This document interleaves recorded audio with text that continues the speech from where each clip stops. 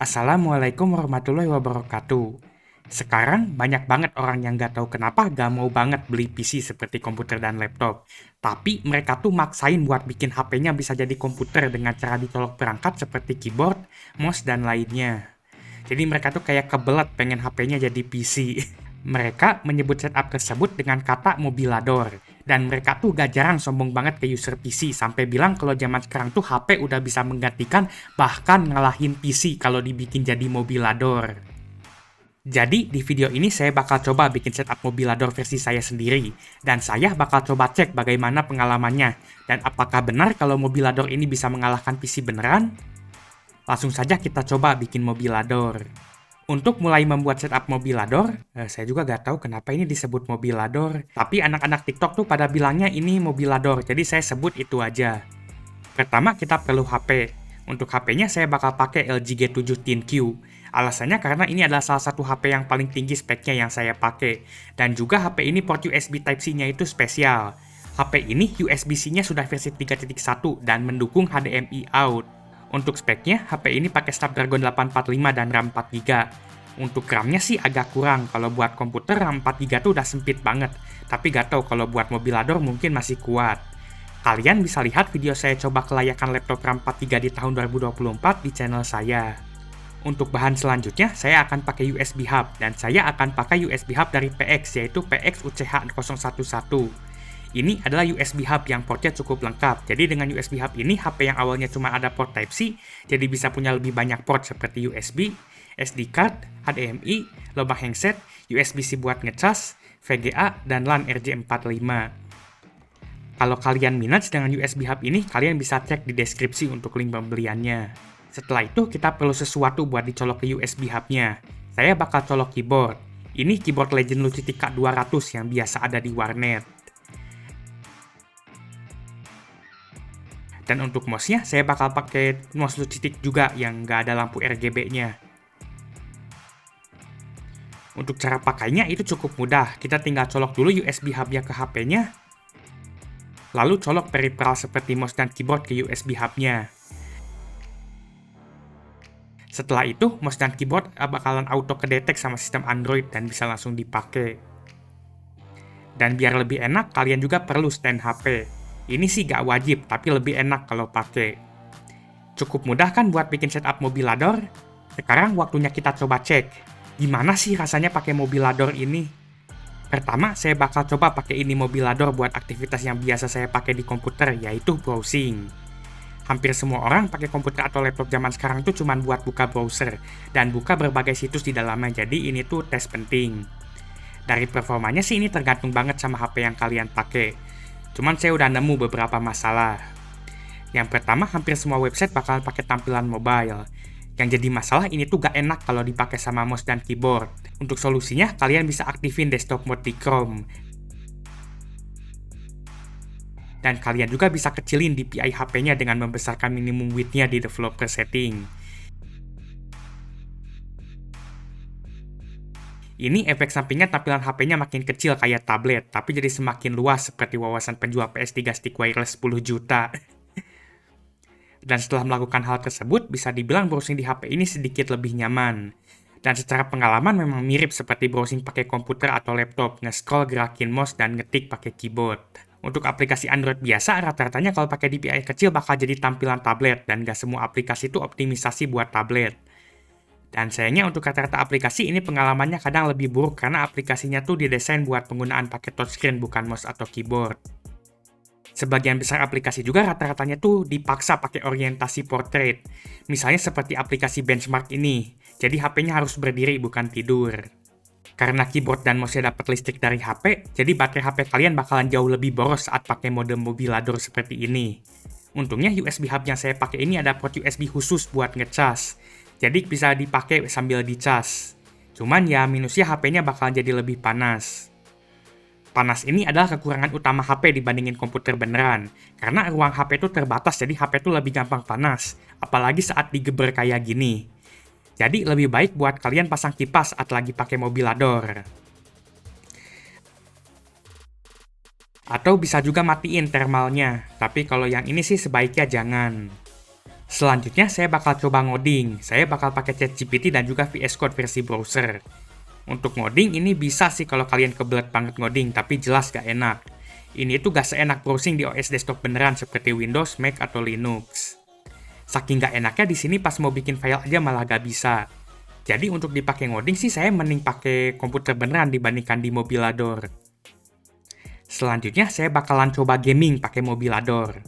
Sayangnya rata-rata game HP Android tuh gak support kontrol keyboard dan mouse. Jadi biasanya harus dan wajib pakai aplikasi tambahan biar ngubah mouse dan keyboardnya jadi sentuhan.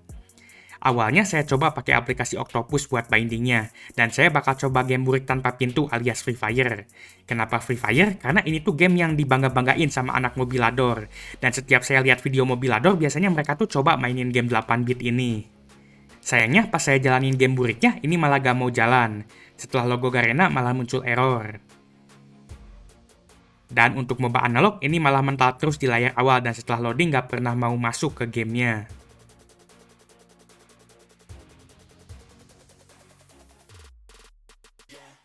Saya coba aplikasi lain juga dan gak ada yang work. Dan singkatnya saya udah nyerah buat binding keyboard dan mouse. Selanjutnya saya coba game kotak-kotak. Karena ini game support mouse dan keyboard dari sananya. Dan pas saya coba mainin, ini tuh langsung work tanpa banyak setting aneh-aneh.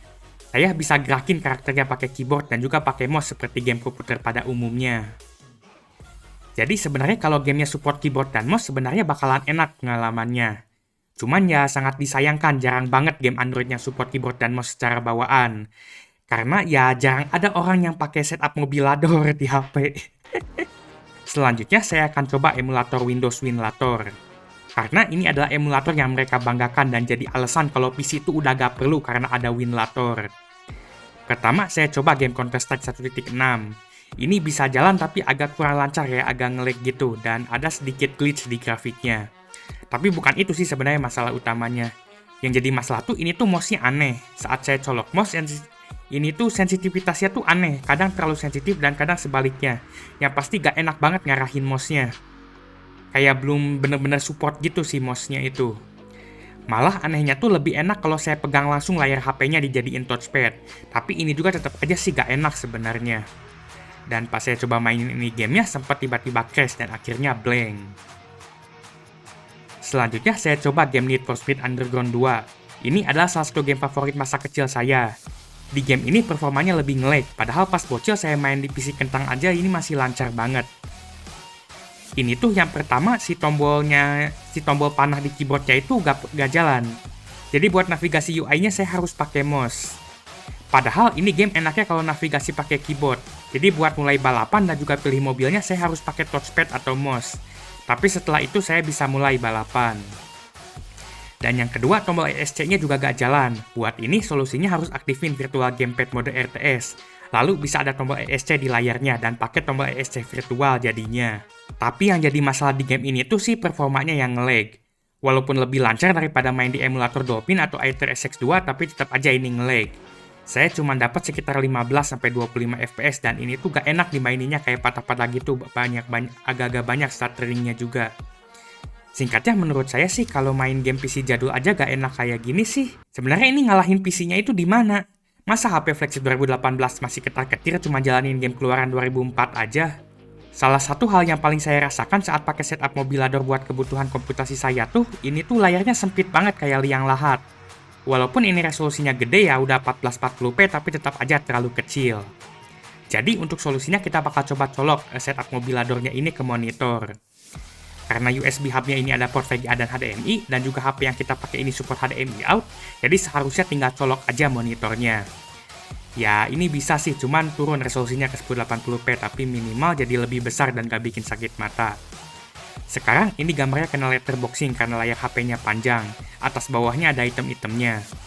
Untuk solusinya kita bisa paksa HP ini biar pakai resolusi 16:9 seperti monitornya lewat perintah di terminal.